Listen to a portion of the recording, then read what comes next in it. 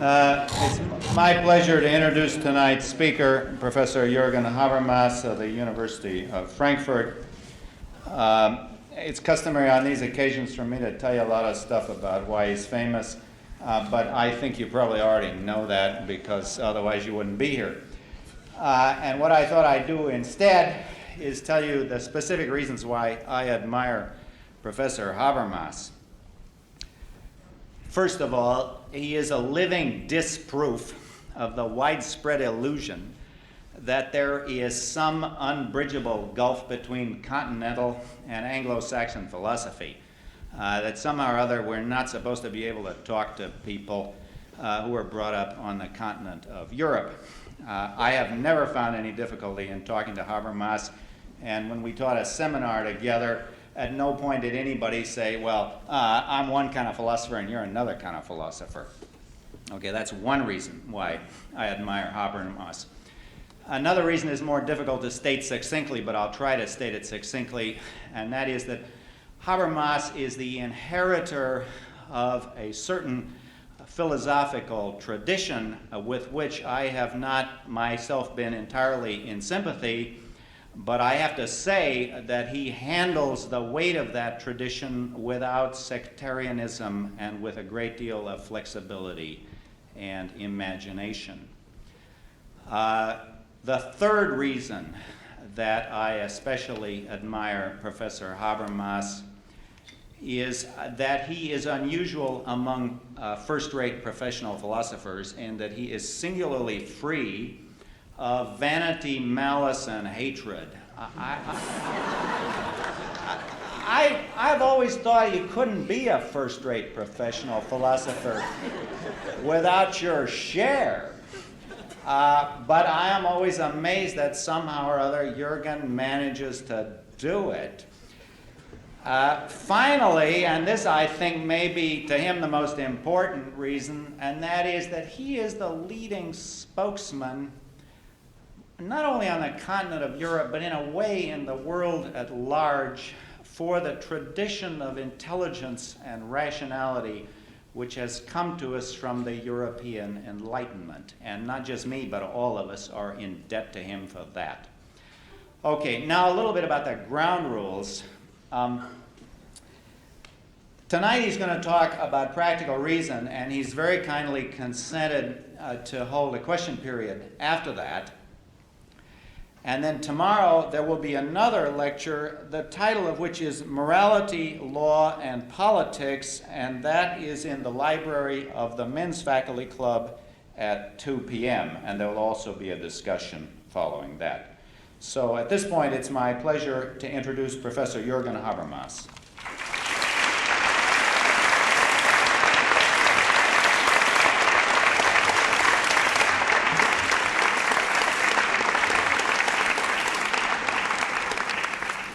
Ladies and gentlemen, dear John, I never had such a peculiar and sympathetic introduction. Thank you very much. I'm glad to be back in Berkeley after 7 years, but facing such a large number of kind and at first glance friendly audience, it is implied that I have to disappoint at least 90% of you. So I'm sorry. Classical ethics, like its modern counterpart, proceeds from the question, what ought I to do? This ought retains an unspecific meaning until the problem in question is determined more closely, and with it then the vantage point whence it is supposed to be solved. Taking pragmatic, ethical, and moral questions as my guide, I wish first of all to differentiate the use of practical reason. Practical reason is expected to fulfill different functions with respect to what it is expedient good, or just. Accordingly, the constellation of reason and will changes in pragmatic, ethical, and moral discourse, and so I think also the meaning of ought in pragmatic instructions, in ethical advice, and in moral judgments. The second part of my lecture tonight is an attempt to roughly characterize the corresponding types of discourse and to distinguish those different concepts of practical reason that traditionally appear under the title purposive rationality, phronesis or judgment, or morality.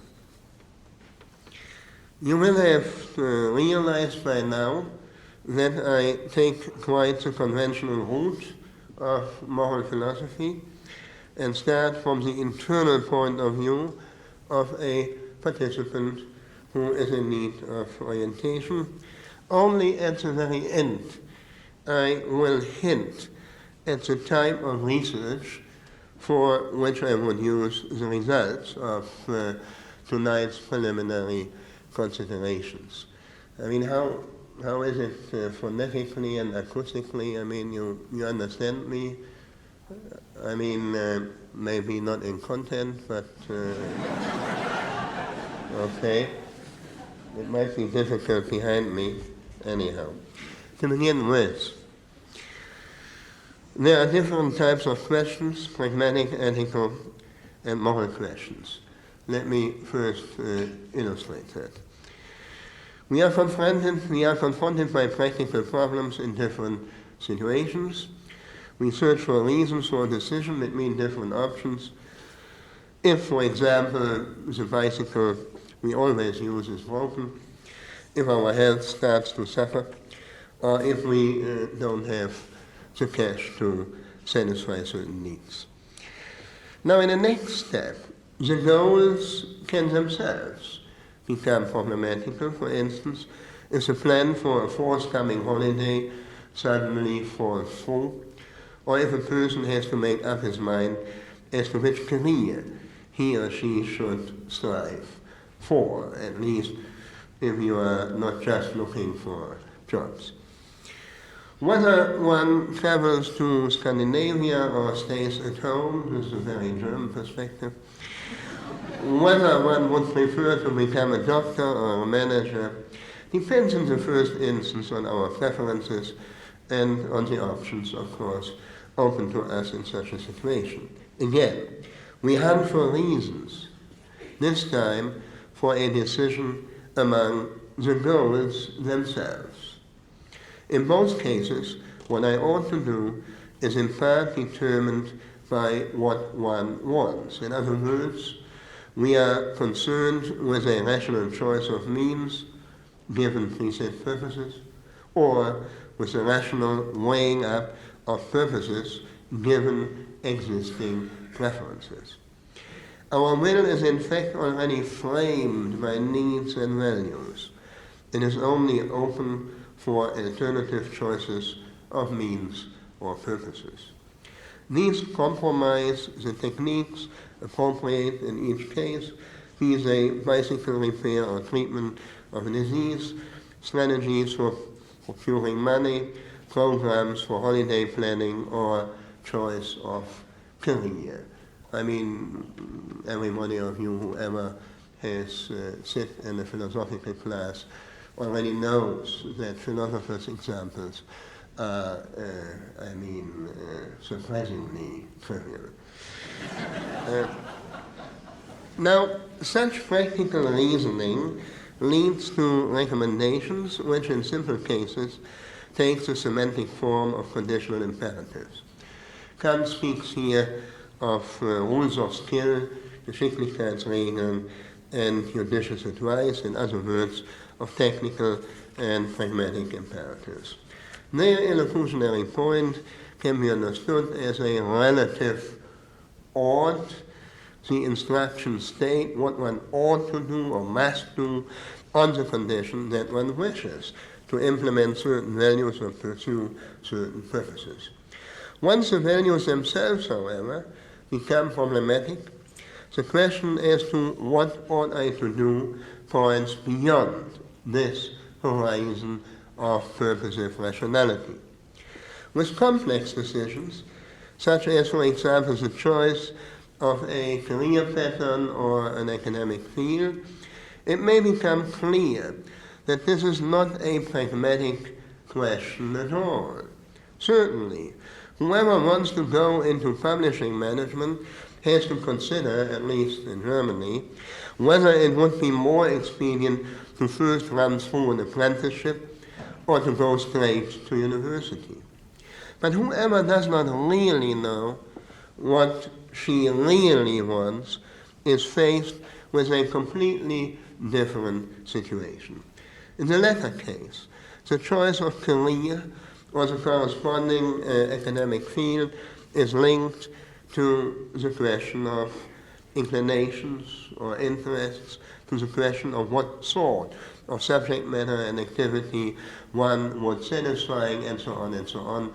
I am not telling you. The more radically this question is pressed, the more it comes to a head as the issue of what life one wishes to lead. And this in turn amounts to the question as to which person one is and who one wishes to be. Whoever in the context of vital resolutions of this kind does not know what she wants will in the end ask who she is and whom she wants to be. Trivial or weak decisions of preference do not, of course, require any justification. No one must justify the make or type of a car or the sort of pullover he prefers. Strong preferences, to adopt the term used by Chuck Taylor, are by contrast those evaluations that are not the product of some ephemeral mood or inclination, but rather involve his or her self-understanding. That means the manner of life she leads and the character. These are all bound up with a person's specific identity.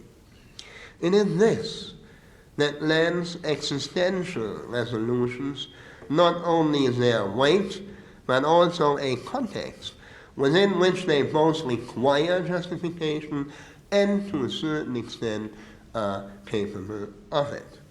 Ever since Aristotle, serious value decisions have been treated as clinical questions of the good life or a life that is not failed. I mean, under modern conditions, we better speak not so emphatically of the good life, but rather in the negative of a life that is not misspent. Adorno said, das nicht verfehlte Leben. An illusionary decision such as binding oneself to the wrong partner, choosing and staying with the wrong career, can result in a misspent life. Practical reason, which in this sense is oriented not only towards what is possible and expedient, but also towards what is good, moves in the domain of ethics, to use the classical terminology. Now, strong evaluations are embedded in contexts of self-understanding. How I conceive of myself depends not just on how describe I myself, but also on the examples I try to model myself on. My identity is determined at once both by how I see myself and how I wish to be seen, on what I find myself to be and which ideals I project myself and my life towards. This existential self-understanding is evaluative in nature and somehow Janus-faced. It contains two strands, namely both the descriptive element of the ego's past life history and the normative element of the, let's say, ego ideal. As a consequence, clarification of self-understanding or clinical ascertainment of one's own identity require an appropriative form of understanding, namely the appropriation of one's own life history as well as of traditions and contexts of life that have determined one's socialization. This hermeneutic procedure of self-understanding can be pushed to a level of self-reflection if, in a clinical sense, illusions are involved. Critical awareness of one's life history and its formative context is not a value-neutral self-understanding, rather the hermeneutically gained description of self is linked, internally linked, with a critical relation to oneself. That is, a more profound self-understanding will alter attitudes rooted, at least, in an overall life project. There will be better reasons at hand to decide, for example, on studying either applied economics or theology if one has clarified who one is and wishes to be. The answer to ethical questions are generally unconditional imperatives of the following type: you must embark on a career that gives you the feeling that you are helping other people. The sense in which this sentence isn't imperative can be understood as an ought that does not depend on contingent purposes and preferences, and yet is not absolute. Here, what you ought or must do means that, on the whole, and in the long run, it is good for you if you act accordingly. Strong evaluations depend on the goal, set me as an absolute, but set me as an absolute, namely on my good and happy or not misspent life. The question what I ought to do undergoes now a further change in meaning as soon as my actions violate the interests of others and lead to conflicts that need to be regulated impartially, that is, from the moral point of view. A few comparisons will help us to clarify the new quality that thus comes into play. Pragmatic tasks, of the sort I mentioned at first. Pragmatic tasks are posed from the perspective of an actor who proceeds from his own purposes and preferences. In strategic action, when at least two parties are involved, the participants assume that each person decides egocentrically in line with his or her respective interests. Here, a latent conflict, so to say permanently, exists between the various opponents from the outset. This conflict can either take its course or be curbed and brought under control, even on the basis of a balance of interests. However, without a radical change in perspective and attitude, the participants cannot perceive an interpersonal conflict to be a moral problem. If I can only procure the money, for instance, I need by withholding some of the relevant facts, then, seen pragmatically, all that counts is the potential success of the maneuver.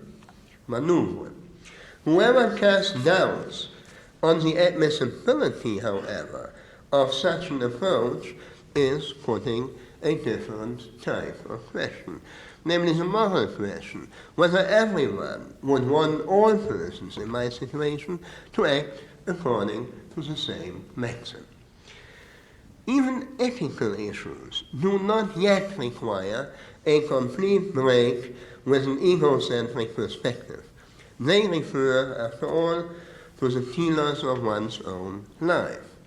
Seen from this perspective, other persons, other life histories, and interest positions only gain importance to the extent that, in the framework of our intersubjectively shared form of life, they are kindred to and intertwined with my identity, with my life history, and the state of my interests. My socialization process is determined by traditions that I share with other persons, of course. My personal identity is shaped by collective identities, and my life history is, of course, embedded in an overarching historical context. To this degree, the life which is good for me also touches on life forms that are common to us. Accordingly, for Aristotle, the ethos of the individual only mirrors the ethos of the polis. However, the direction of ethical question is different from that of moral questions. The relation of interpersonal conflicts that arise from opposing interests is not yet at issue. Let me return to our example. Whether I wish to be someone who, in actual need, is prepared to engage in, let's say, petty fraudulence vis-à-vis an anonymous insurance company, is at first not a moral question. For the question has to do with my self-esteem and possibly with the respect of others show me. But it does not focus on the issue of equal respect for everybody. Yet, the moment we start testing our maxims in terms of their being reconcilable with those of others, we are getting closer to the moral standpoint. Maxims are what Kant terms those situational, more or less trivial, everyday rules of thumb towards which individuals customarily orient their action. They relieve these maxims the actor of the burden of making decisions all the time, and they cluster more or less consistently to form a practice which reflects one's character and the manner in which one conducts one's life. In general, maxims form the smallest units in a network of habits in which a person or a group or a group's identity and lifestyle take on a concrete shape.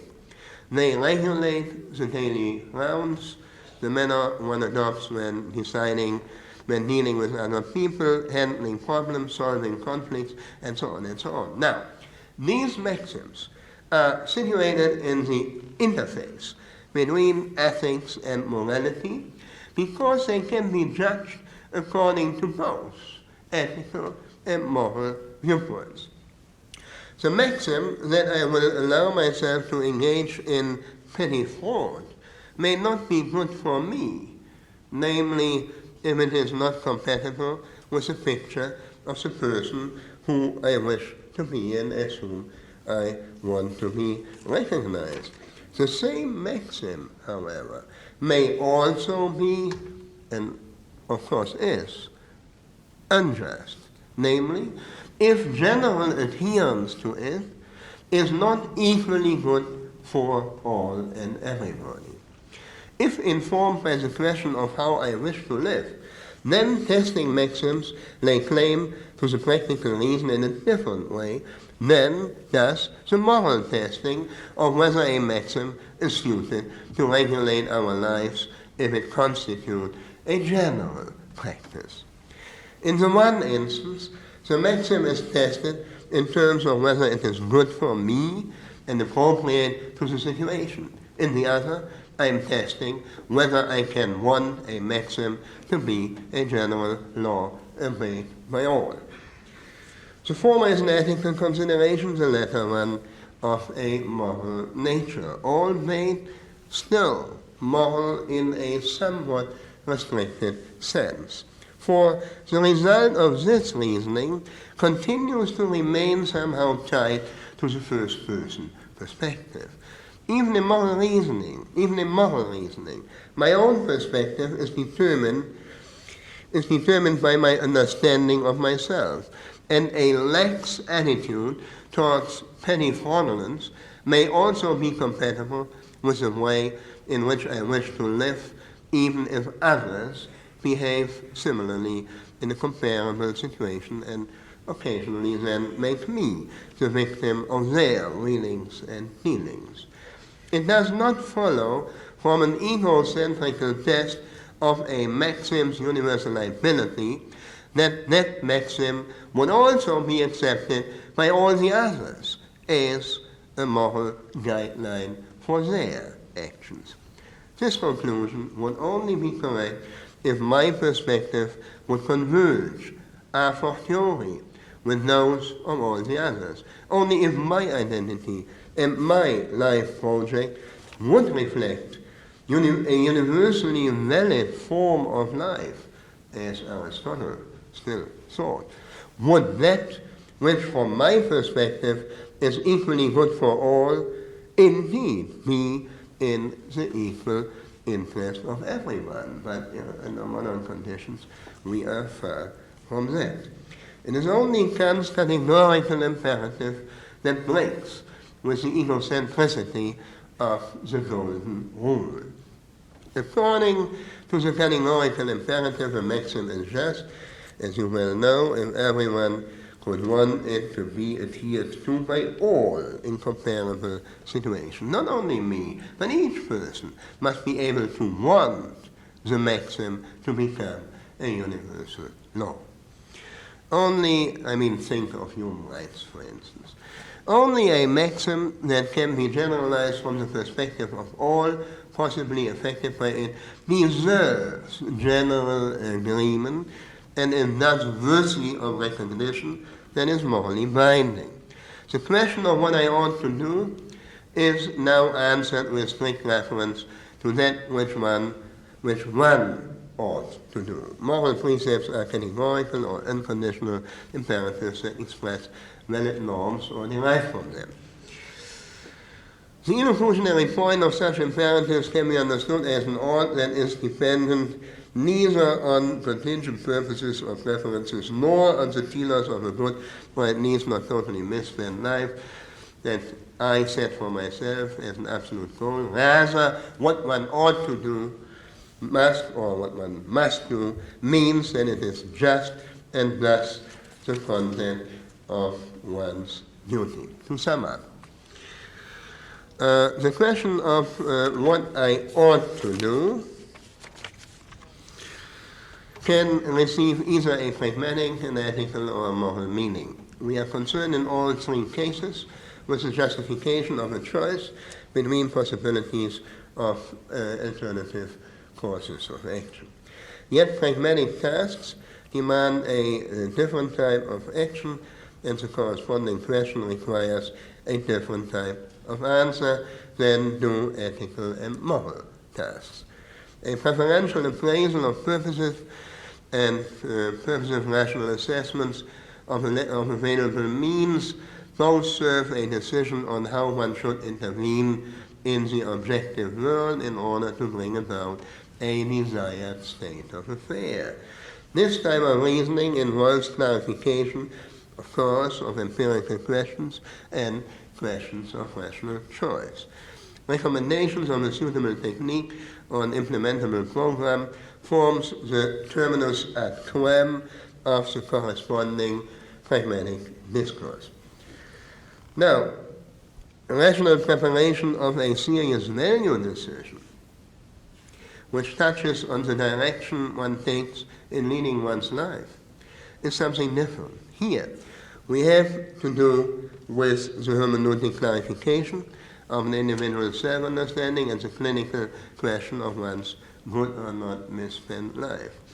The advice as to the correct orientation of one's life forms the terminus ad quem of the corresponding ethical discourse. Finally, moral judgment of actions and maxims is yet again something unlike the two other. Moral reasoning serves to clarify what are legitimate behavioral expectations in the face of interpersonal conflicts. Here we are concerned with the justifications and the application of norms that encode reciprocal duties and rights. Moral judgments in view of a conflict in the domain of norm-regulated actions forms the terminus ad quem of the corresponding moral practical discourse. The pragmatic, the ethical, the moral use of practical reason is thus designed for technical and strategic instruction, clinical advice, and moral judgment, respectively. Practical reason is a name we give to the competence to provide justifications for corresponding imperatives. Depending on the type of action at stake and the decision to be made, not only the illocutionary meaning of the master or changes within a certain category, so does the concept of the will that is to be determined by imperatives in each case. The notion of the will that is addressed changes in each case. The order of pragmatic instructions is relative to contingent purposes and preferences and is addressed to the free will of a subject who makes intelligent decisions on the basis of given needs and values. The capacity for rational choice does not extend to the underlying interest and value orientations themselves, but are framed by them. The order of clinical advice, on the other hand, is relative to the telos of a good life and is addressed to the free will of an individual who has decided already on leading, let me say, an authentic life and strives for what one might call self-realization. The capacity for existential decision and radical self-choice, an expression of Kierkegaard, of course, always speaks within the horizon of a life history from the traces of which the individual can learn who she is and wants to be. And finally, the categorical order of moral norms is addressed to the free will of an autonomous person who acts according to self-legislated laws. It is only this will, in its third meaning, that is free in the emphatic sense that it can be determined throughout in terms of moral judgments, that is, of reasons. In the domain in which moral law obtains, neither accidental dispositions nor life history or personal identity places a limit on the penetration, so to say, of will by practical reason. Only such a will, which is completely determinable by moral insights, can be called autonomous, at least in the Kantian sense. All heteronomous traits have been erased from it, whether due to subjective preferences or individual life projects. Kant, however, confused the autonomous will with an omnipotent will. In order to put this will in a sovereign position, Kant had to transpose it into the intelligible world. Yet in the world as we know it, the autonomous will is efficacious only to the extent that the motivational force of good reasons is able to prevail over competing motives. In sum, practical reason is directed towards the will of a purposive, rationally acting subject when applied from the viewpoint of what is expedient. It is addressed to the will of a subject, secondly, of authentic self-realization when applied from the viewpoint of what is good for him or her. And finally, it is addressed towards the will of a subject capable of moral judgment when applied from the viewpoint of justice. The constellation, so to say, of reason and will changes in each case. In line with changes in the meaning of the question, what ought I to do, not only does a change occur in the addressee, the will of the actor who is hunting for an answer, but so too in the informant. The concept of practical reason itself changes in these instances. For Kant, practical reason coincides with morality. Reason and will are only unified in a person's autonomy. For empiricism, deeply ingrained in Anglo-Saxon traditions, for empiricism, practical reason is absorbed in its pragmatic application. It is somehow reduced to purposive rationality, for instance, in utilitarianism. For the Aristotelian tradition, practical reason takes on the role of a phronesis or judgment which clarifies an ethical form of life from within the horizon of a life history or a form of life. In each of these three cases, practical reason is assumed to achieve something different, which is shown by the different types of discourse in which we move respectively. Let me, in the second and shorter part of my lecture, first briefly elucidate at least some features of these different types of discourse and thereby the different concepts of practical reason. In a certain way, pragmatic discourses, in which we justify technical and strategic instructions, have something in common with empirical discourses. They serve to relate empirical knowledge to hypothetical purposes and preferences, and to evaluate the consequences of course, always incompletely informed decisions.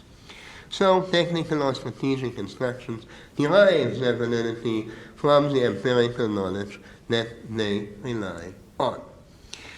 Their validity is independent of whether an addressee in fact decides to adopt the instructions or not. Here, no internal relation obtains between, let me say, reason and will. In ethical discourses, this constellation changes to the extent, or to the effect, that valid advice does, or at least is supposed to provide a rational motive for a switch in attitude and disposition. In the processes of reaching self-understanding, the roles of participants in argumentation and the role of social actors somehow overlap. Whoever wants to gain a clear view on his life or her life as a whole, who wishes to justify serious value decisions and to ascertain his or her identity, cannot be substituted as a participant in an ethical discourse, as it is of course the case in pragmatic discourses. Notwithstanding this particularistic feature, we can, I think, still speak of a discourse, for here the argumentational steps must also remain open to their intersubjective supervision and corrobation. The members of the same life world are the potential participants who take on the catalytic role of detached critics in processes of reaching self-understanding, and this role then can institutionally, so to say, become differentiated out into the professional role of a therapist. Now, reaching an understanding of self leads to evaluative statements on what is good for a particular person. Such evaluations rest on the reconstruction of a life history, whereas now reconstruction means not only the descriptive grasping of formative processes by dint of which I have become the person I find myself to be, it simultaneously means a critical sifting and reorganization of the elements in such a way that my own past appears in the light of current alternatives as the consistent developmental pattern of the very person whom I wish to be and to remain, and as whom I wish to be accepted also in the future. That existentialist figure of thought that Heidegger called geworfener Entwurf, projected project, illuminates the Janus phase of those strong evaluations for which justification is gained via a critical appropriation of one's own life history. Here, genesis and validity can no longer be separated from one another, as in the case of technical and strategic instructions. In the very act of recognizing what is good for me, I simultaneously make the advice my own. By convincing myself of a clinical advice, I already decide to reorient my life as advised, whether I succeed or not. Of course, my identity only gives way, so to say, to the reflexive pressure of a changed understanding of self. In fact, is defenseless even when confronted with such an hitting advice, if this understanding obeys the same standards of authenticity as does the ethical discourse itself. Such a discourse assumes a pre-existent striving for an authentic life on the part of the addressee, and in so far, the whole enterprise of ethical discourse remains dependent on the prior decision to lead a conscious life. Now, Aristotle said ethics is only something for people who has been correctly socialized. This is another way to put the same point, and Kierkegaard, of course, is the one single example who, in fact, analyzed this process of becoming prepared to take such a radical self-choice, as he called it.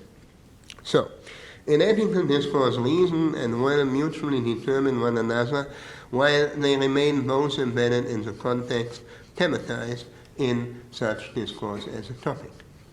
In such processes of reaching self-understanding, the participants must not jump out of the particular life history or form of life in which they actually find themselves. By contrast, now, moral practical discourses demand just that. They demand a break with everything that is taken as a matter of course in a customary, concrete ethical life. They require that I take a distance from those contexts of life with which my own identity is bound up. Only under the presuppositions of a universal discourse in which all those possibly affected could take part, and where each could adopt an argumentational stance to the validity claims of problematical norms and actions, only here is a complete reversal of roles and perspectives possible. And this is, of course, the very idea of a universal discourse laid out by George Herbert Mead.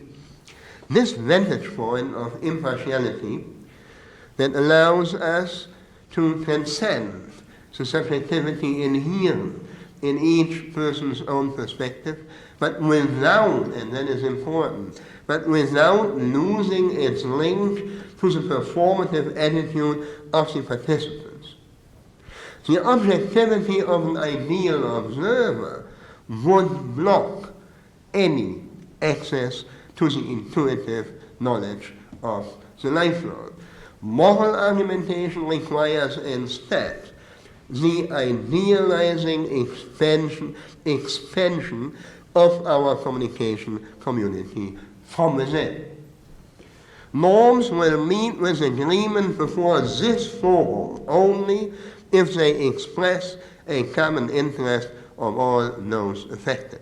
And to this extent, discursively grounded norms bring to bear at once both a recognition of what lies in the equal interest of everyone, as well as a general will that has, at least presumably, without repressing any single will, absorbed within itself the wills of all. In this sense, the will that is determined by moral reasons does not remain external to practical reason. The autonomous will, so to say, is absorbed by this type of reason. It is very hot. I think you allow me to finish with the official part of this event. Now, as a consequence, Kant believed that practical reason first truly becomes, so to say, in its own, as this norm testing competence. That means Kant really identifies practical reason with this very narrowly defined concept of morality.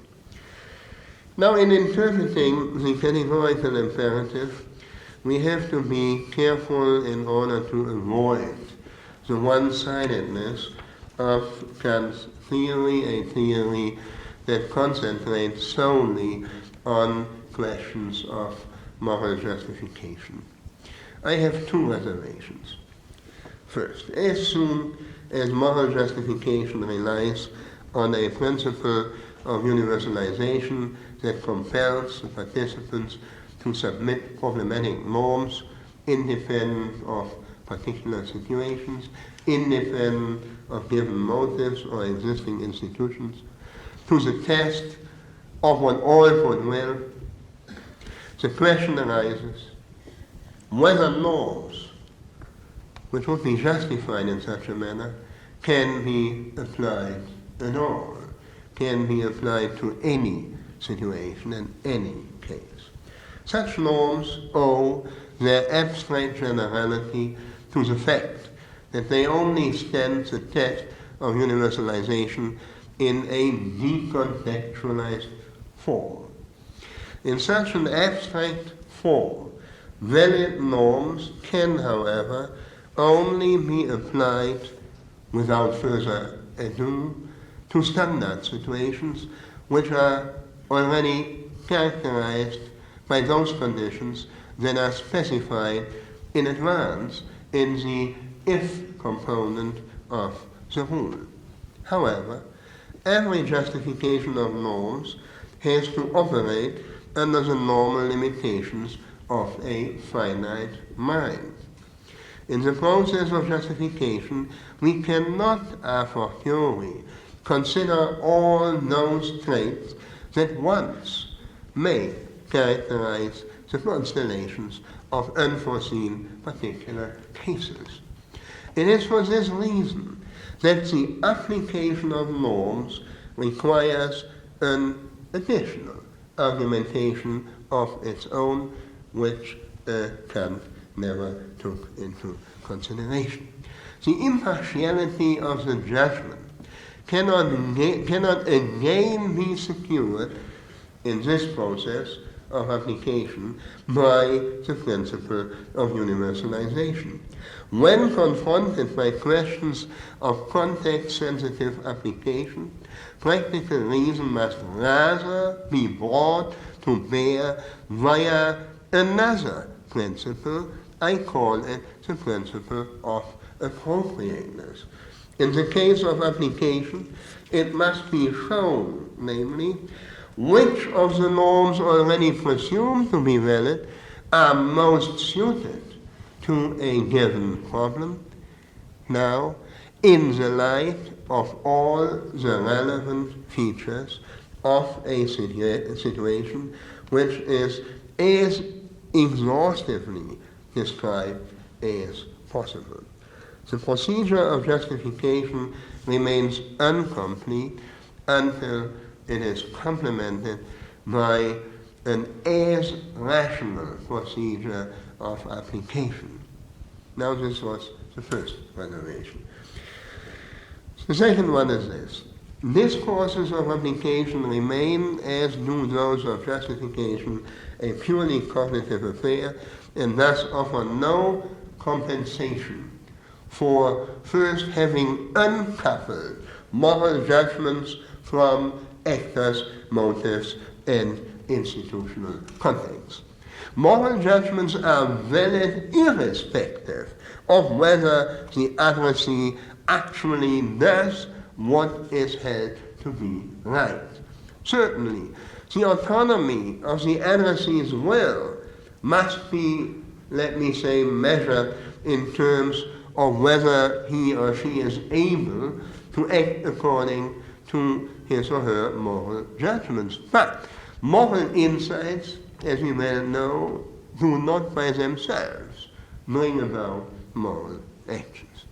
The validity claim associated with normative sentences is certainly of a binding nature. This is part of the semantic content. In Kant's terminology, an obligation makes you feel how your will is affected by a normative claim to validity. And the bad conscience, by the way, that plagues us when we have acted against our better insights, shows that the reasons on which such a validity claim is based are not without any impact. Feelings of guilt are a palpable indicator of violations of obligations, yet in such a case they only express that we know that we have no good reasons for acting otherwise. So, guilt feelings indicate some sort of a split in will. Let me, in the end, shift the level of analysis and turn from individual to collective will formation.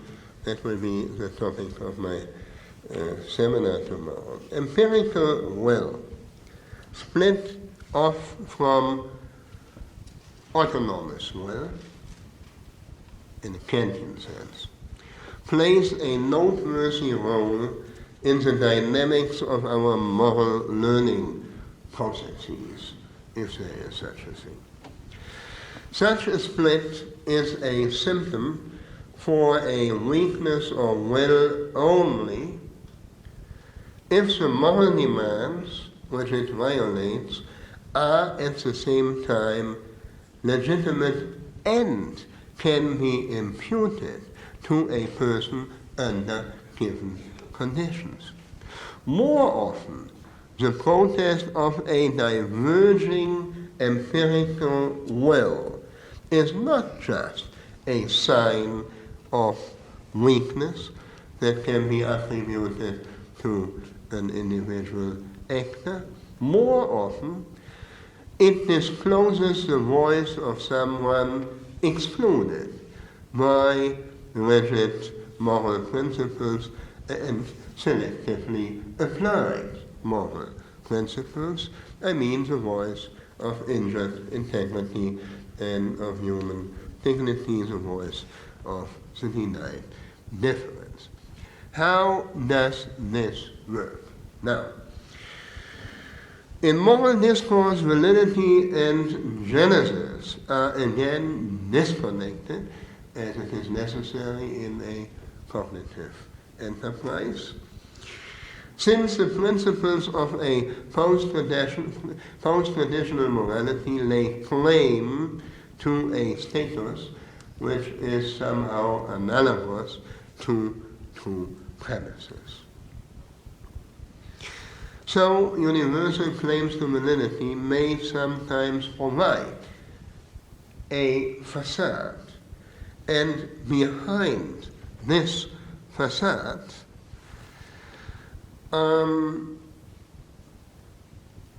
a powerful but unjustifiable interest that is merely forced through can also more easily conceal and entrench itself.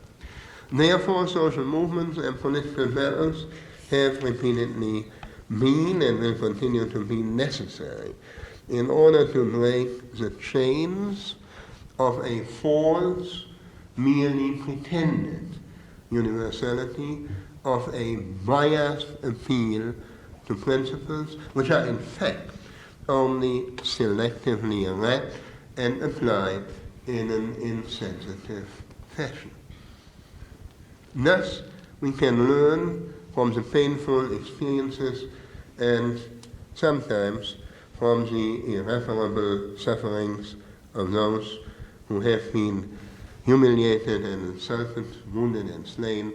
We can learn from that no one may be excluded in the name of any moral universalism, be they underprivileged classes, an exploited nation, a marginalized minority or suppressed women. Whoever excludes in the name of universalism another party who has a right to remain a stranger to the others betrays the very idea he or she espouses. Correctly understood and carefully handled, the universalism of equal respect for everybody and of solidarity with all does not contradict, but I think we have even empirical evidence for that, even promotes radical pluralism, the growth and variety of different forms of life and individualized life projects. Now, this thought, it's only a hint, of course, already goes beyond the bounds of our of tonight's consideration of individual will formation. Thus far, our examination of the pragmatic, ethical, and moral employment of practical reason has been informed by the traditional question of what ought I to do. If the direction of the question is shifted from the first person singular to the first person plural, then it is more than just the forum of reasoning which changes, I think. What we have to face is not a shift in perspective, let's say from the interiority of monological thought to the publicity of a discourse, but rather a change in the way the problem is put. The role changes in which we encounter other persons.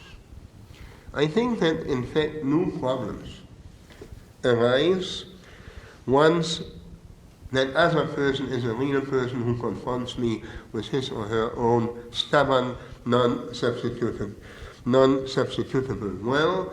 It is above all the reality of a will foreign to me that belongs to the conditions of a collective will formation.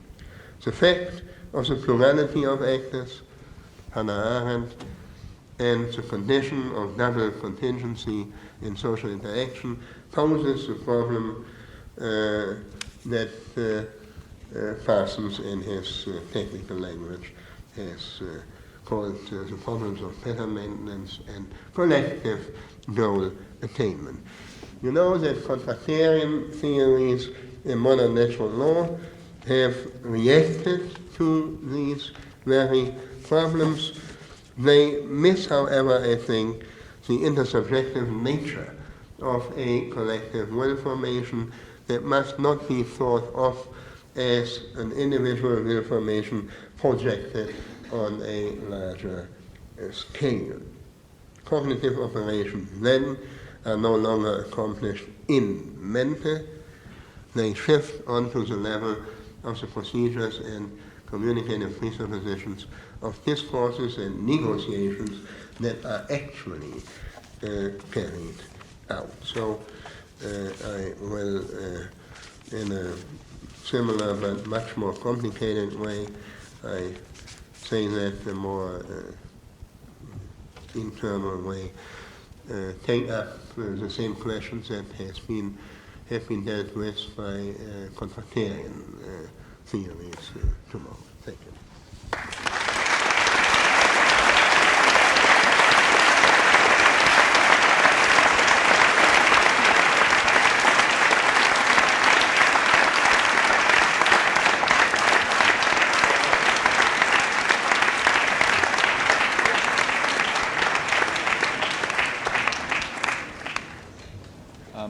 Professor Habermas has kindly agreed to take questions from the floor. Are there any questions? Well, while people are getting out, I have a question. I'm not really sure that Habermas divides the territory quite the way that I want to divide it. And just to clarify my own understanding of what he said, let me say a little bit about how it seems to me the distinction between what he calls strong evaluations and other sorts works and what it has to do with self-definitions. It seems to me there's clearly a distinction between the kind of decision you make when you're deciding whether or not to choose a Chevrolet or cheat on your income tax, and the kind of decision that you make when you're deciding whether or not to commit suicide. And in the first case, you can appeal to a prior preference schedule and a prior existing self-conception. And both Kant and the utilitarians really seem to me to be more addressed to that kind of a distinction. But when you're deciding on the other sort of question that involves basic self-definitions, who am I, what sort of person am I, you can't appeal to a pre-existing preference scale because that's what you're trying to invent. And there isn't any criteria to which you can appeal to, and I think in a way you could really argue against Kant.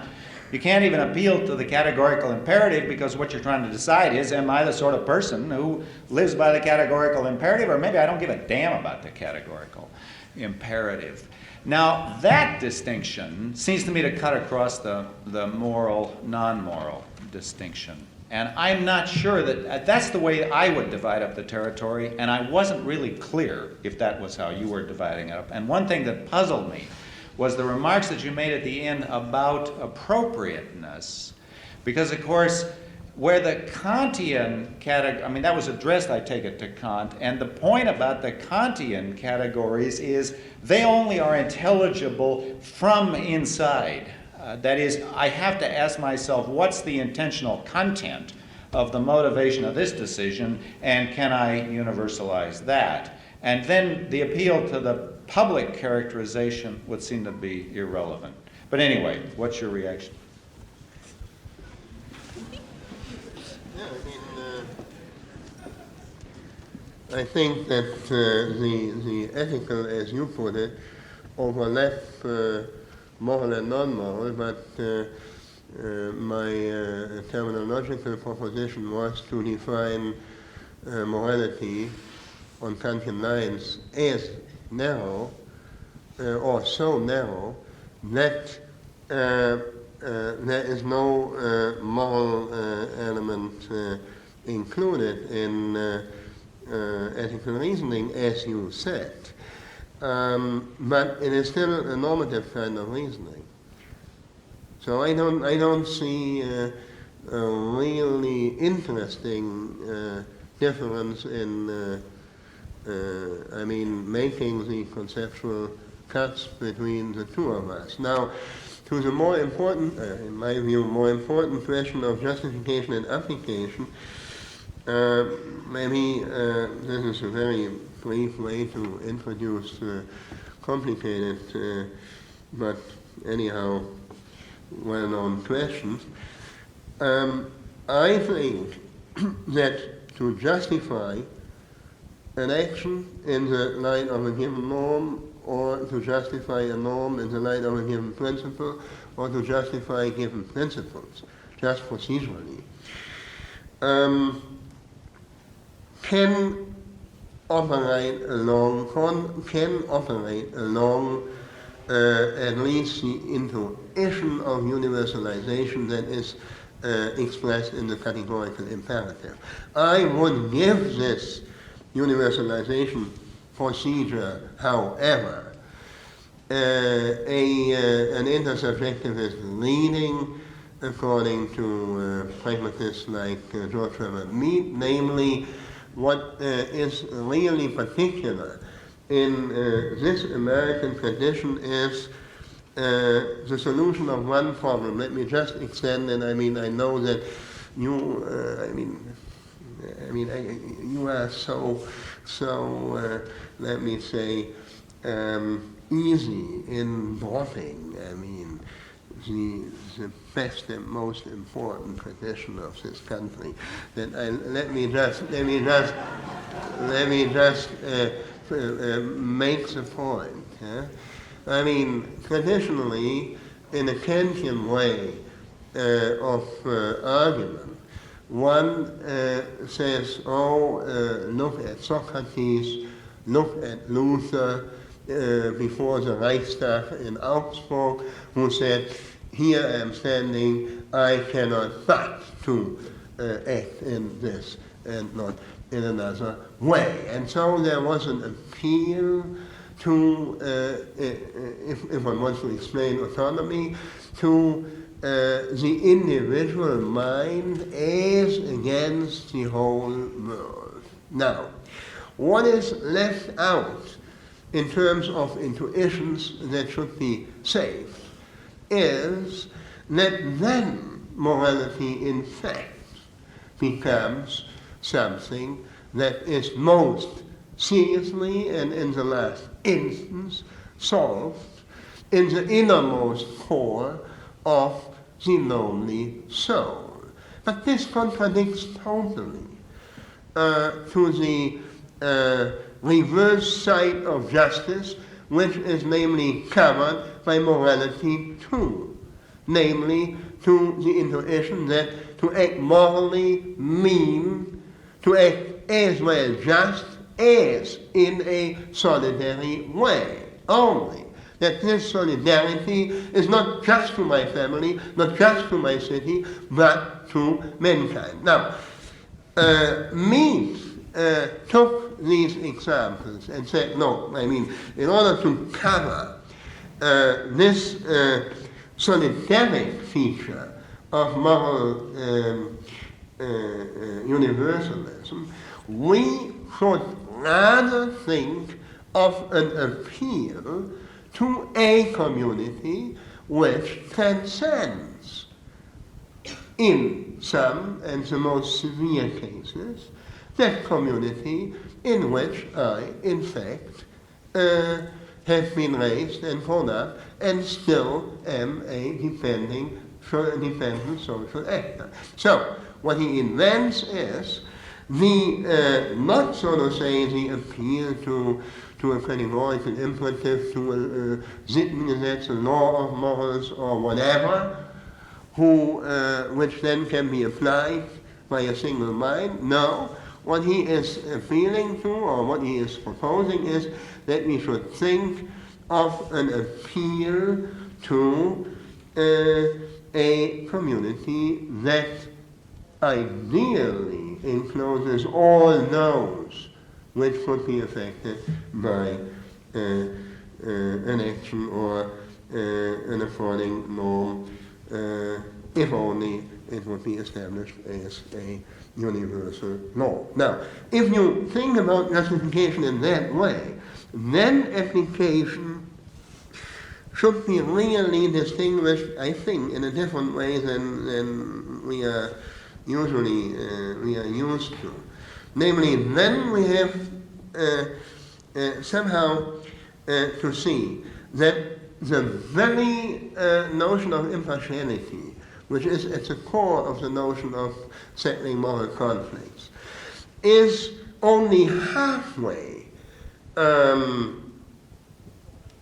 covered, yeah, by the principle of universalization, whether in a Kantian or median fashion. And that there must be, again, a certain principle, and I take these principles to be exclusively of a procedural nature, please. I mean, there's nothing substantive with it. There is then a principle of appropriateness which demands to select independently justified norms, among them in the light of an as exhaustively described situation as possible. And then the picture somehow is different. I was too long, is it? Okay, other questions to Professor Habermas? Yes, this person here. I'd like to know if you have a developmental model of morals, then doesn't it seem that this developmental model is really a meta-morality, that the first principle of morality would have to be not to obstruct one's own development on the scale of morality with that of another? Now, apart from the developmental side, I come back to that. I would say that what philosophers are usually talking about and should only talk about, as philosophers I mean, is something very trivial and not very substantive, namely the explanation what it means to settle a certain type of conflict impartially. That means they explain, to put it in the traditional phrase, the moral point of view. But with this, they just remind everybody who has been raised in the family and has somehow learned to get into the very reciprocities and mutualities of recognition which are linked with the very type of communicative action through which socialization processes can proceed only anyhow. I mean, what they do is to remind anybody of us of the very formal point of view which allows to discuss in a reasonable way moral conflicts. With this, there is no single moral question of any substance solved. And this is important because since 2000 years, philosophers suppose that they are the ones who can set up a morality in terms of, substantive points of views and norms. Maybe they can do that, but then please, they should be aware that they change their role and show up as a participant among participants, because only in moral discourses proper, and this is not a moral discourse which I have been needing tonight, only in proper moral discourses we can jointly, take those decisions, the consequences of which we have to carry to. So it is a very minor business, if you want, from a participant's point of view, that is or can be solved by philosophers. Now, the developmental thing, whether now this is something meta-ethical or meta-theoretical, you said, and whether if you look at it from a developmental perspective, you are engaged in, like Kohlberg, in laying out only a empirical theory into which certain normative premises have been built in. I mean, if that was the question, then I would just say, yes, maybe I misunderstood you. There's a question over here, Professor Nader. Professor Habermas, I'm not a philosopher, I'm an anthropologist, and I'm attracted to the word practical in your title. Could you conceive of using, could you tell us how you might use the concept of practical reason to remedy the fact that there has never been a woman who has given a house and lectured in philosophy?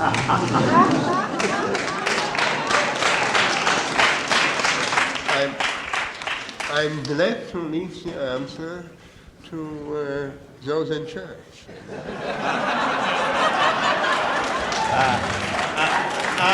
I'm happy to suggest that Professor Nader be on the selection committee. Other questions?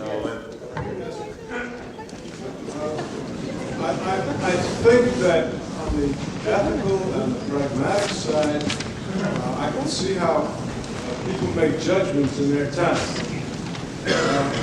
But in about 40 years, for the last 40 years, I have been trying to decide whether America is an imperialist enterprise or the shield of the West. So on the moral side, the set of moral structures which we all agree on don't seem to quite let me know how to deal with that problem. I hope it's appropriate to the problem.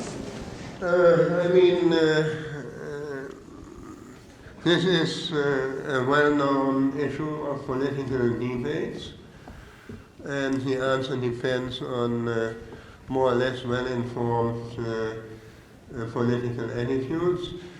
Of course, saying that, it means that there can be on these issues also some informations from the side of political and sociological and economic analysis.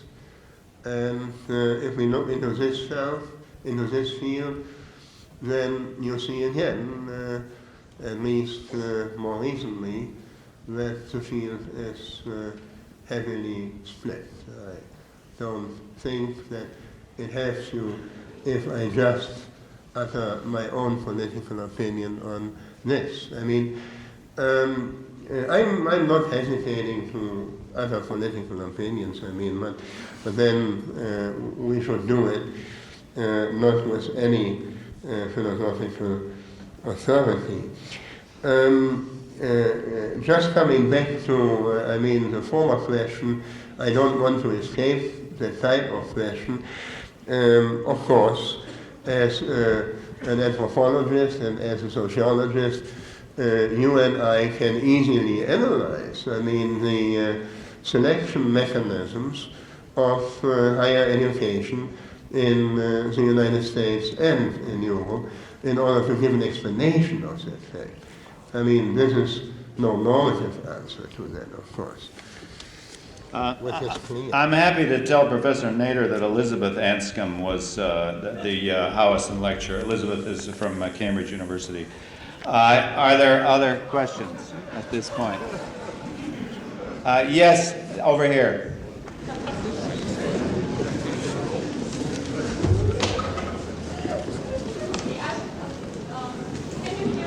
Yes, we can hear you if we all shut up. You have mentioned that the position of the ideal observer, and I am wondering whether rational discourse is the sole requirement to get to that position of the ideal observer, or are there other requirements or qualifications to get to that position? As you know, there are material interests and conflicting material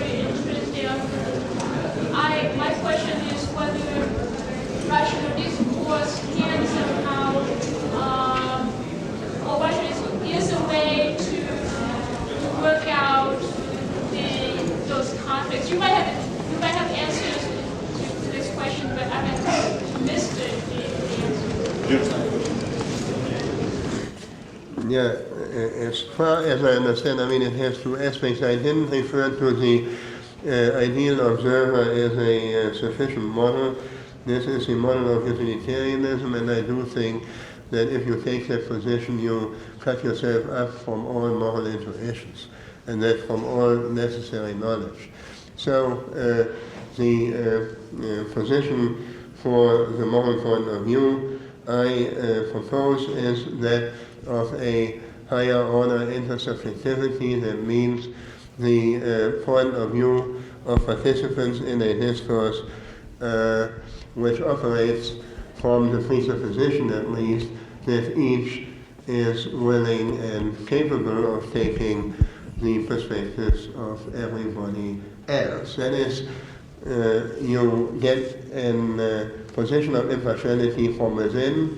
That's the Rousseauian model, I mean, in this respect, and you don't get pseudo-objectivity from a third person's view, which is just not applicable to moral questions. But as far as I understand, you are just dissatisfied with the whole model of rational discourse and are asking, of course, I mean, what should it mean in face of, the reality of listening to debates and of other less enjoyable features of public communication and private as well. Now, did I got it? Did I get the question? I think so. Yeah. But there's another aspect of the question, and that is you appealed earlier to the concept of an ideal community. And I guess the difficulty with that is when you specify the features of the ideal community, you have perfect discourse and the community is perfectly rational, and it strives, or on some other models, it strives to maximize some sort of good.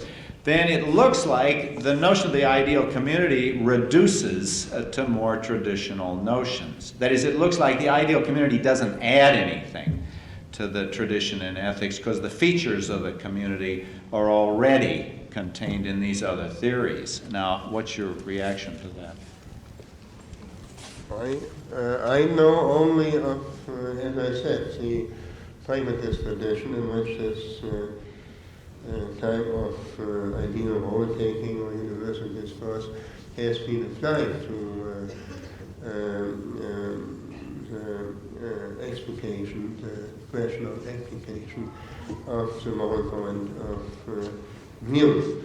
I do think that more is implied in this intersubjectivist notion of morality than in the traditional ones, because you have both sides in one taken into consideration, namely the aspect of the equal respect for everybody, and this is so to say the glance on the individual whose autonomy has to be respected. And on the other hand, you have equally taken into consideration the aspect of solidarity, that means of being a member of some sort of community, the structure of which is jointly shared.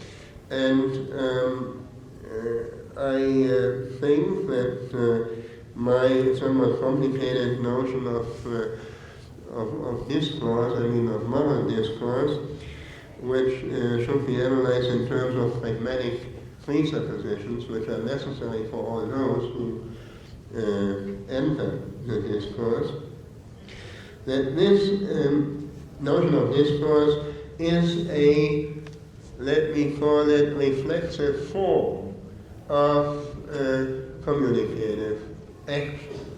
And that means that in the very communicative structure of such a discourse on the pragmatic level, there is something built in via presuppositions, namely built in what we also have built in into communicative action and interaction. That means certain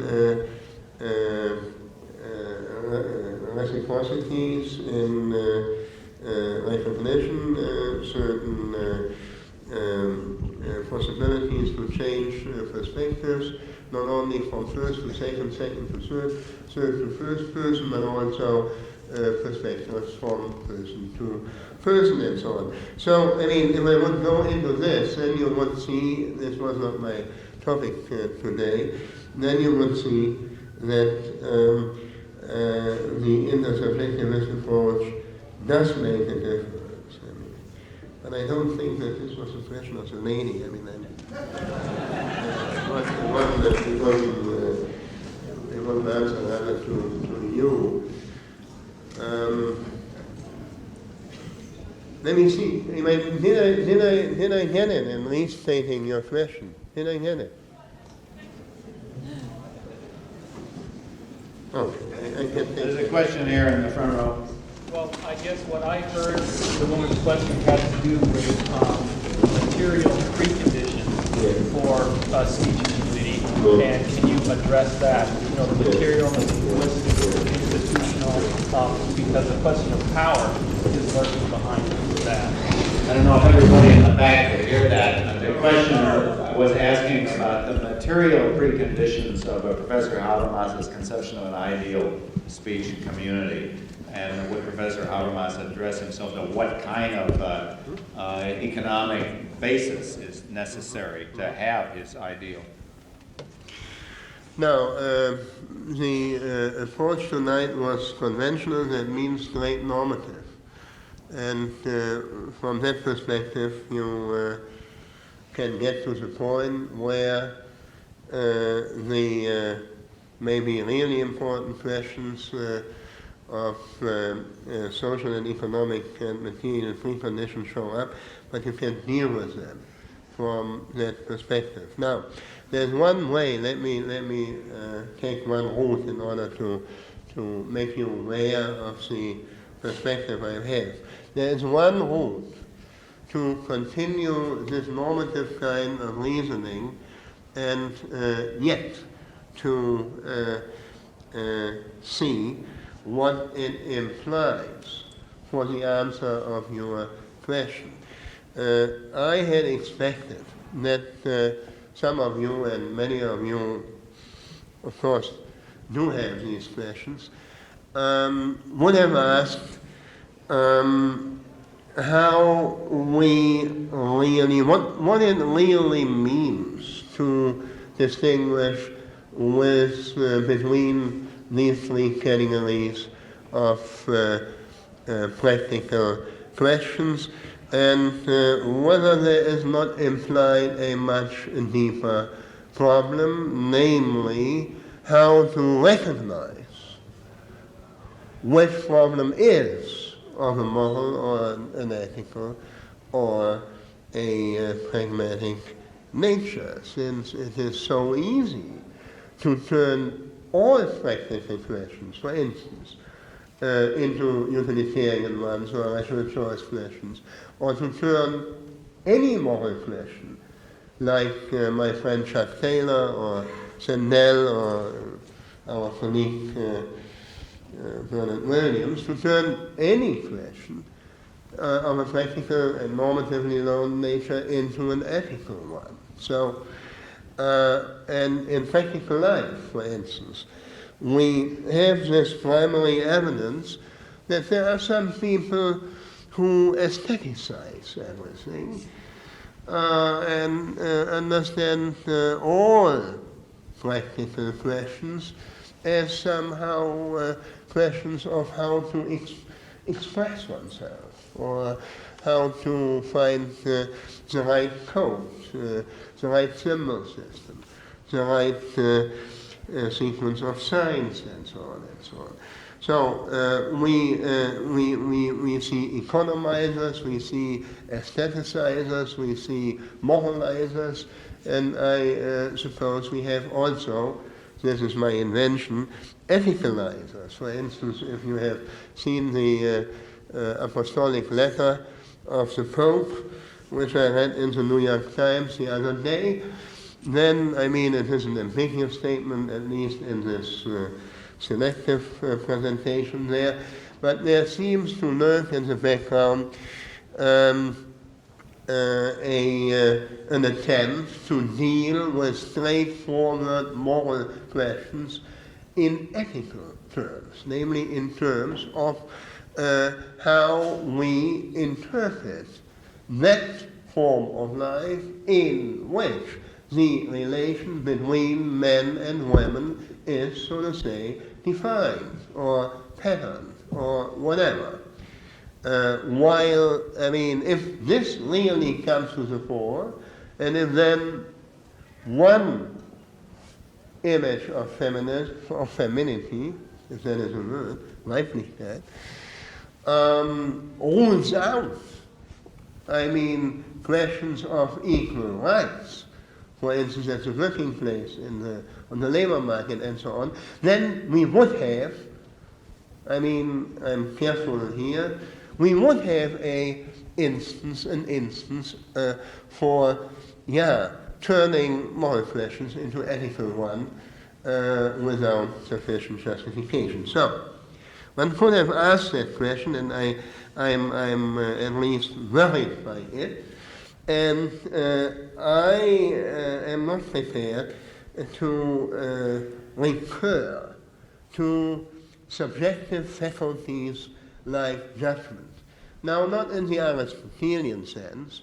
I mean, in fact, it is some sort of judgment that we somehow use if, I mean, somebody who makes on the stage an happening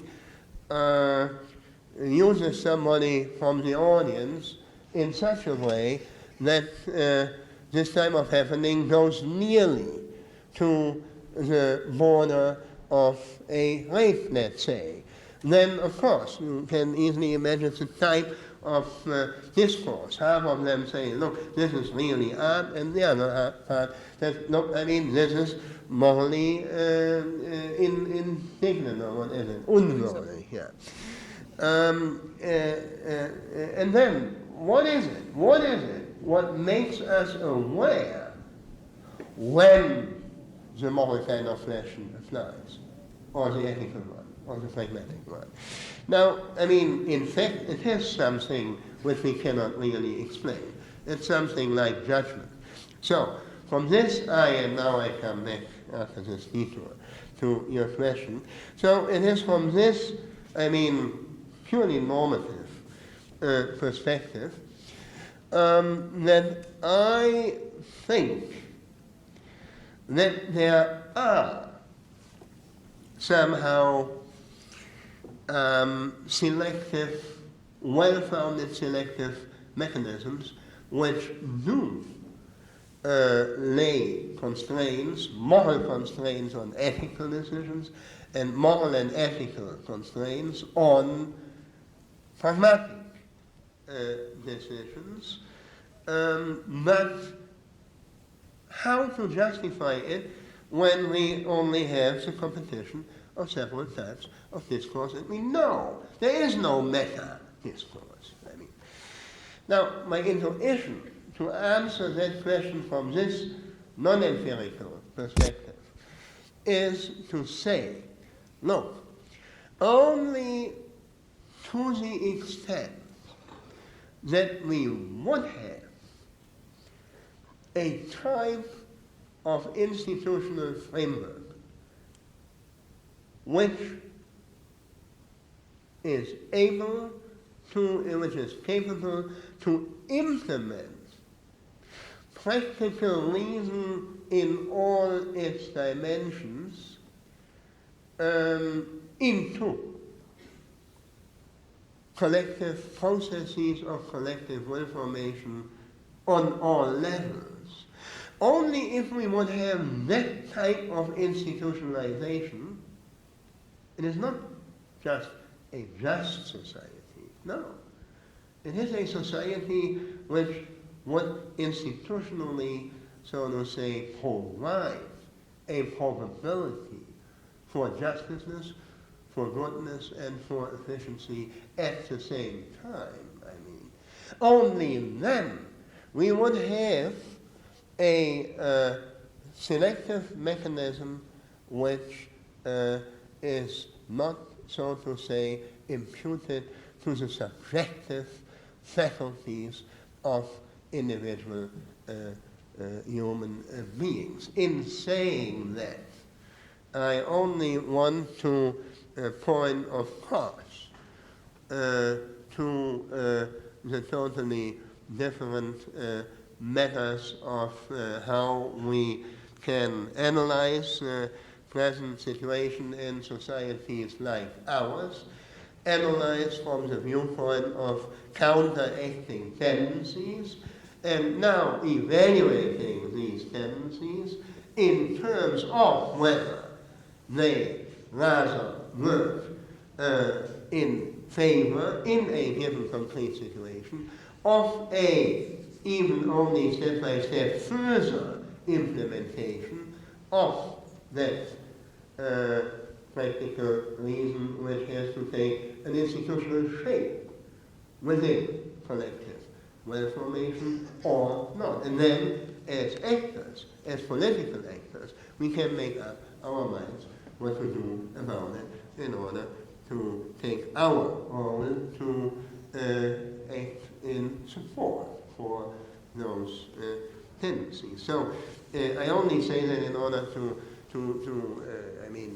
make clear that I am the last who would stop normative reasoning just at that point. But then you have to go into, of course, different types of analysis, of political, economic analysis. I think I have time for one more question. Yes? How would you apply your ideas about morality in ideal discourse communities to real discourse communities, that is, real discourse communities where there is no single standard or norm of rationality? For example, there are communities in this country of religious fundamentalists, people who believe in the liberal tolerance, people who believe in mystical practices, and so on, all in a single community.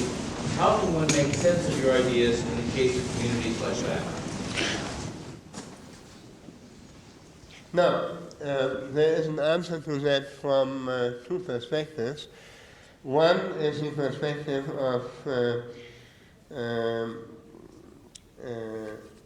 let me say, a second-person performative attitude, namely of a participant in argumentation.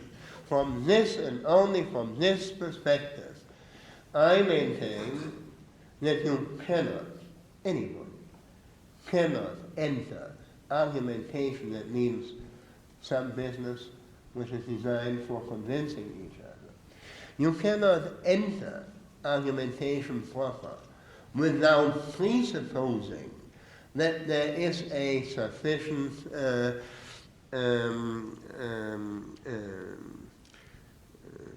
Annäherung, what is it? Annäherung.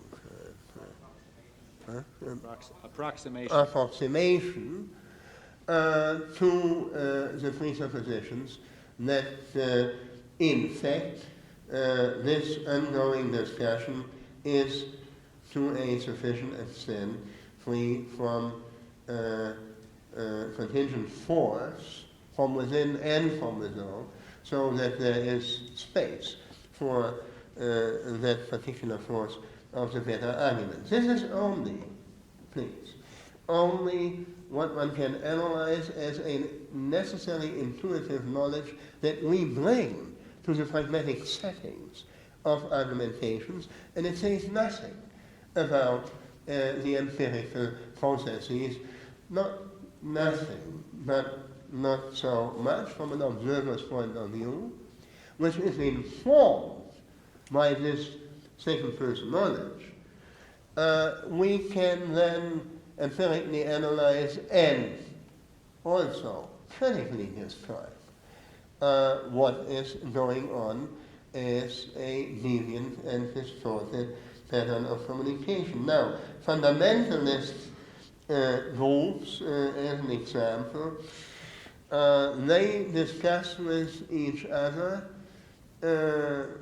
under certain substantive premises which they exclude from being, by their very nature, from being treated hypothetically.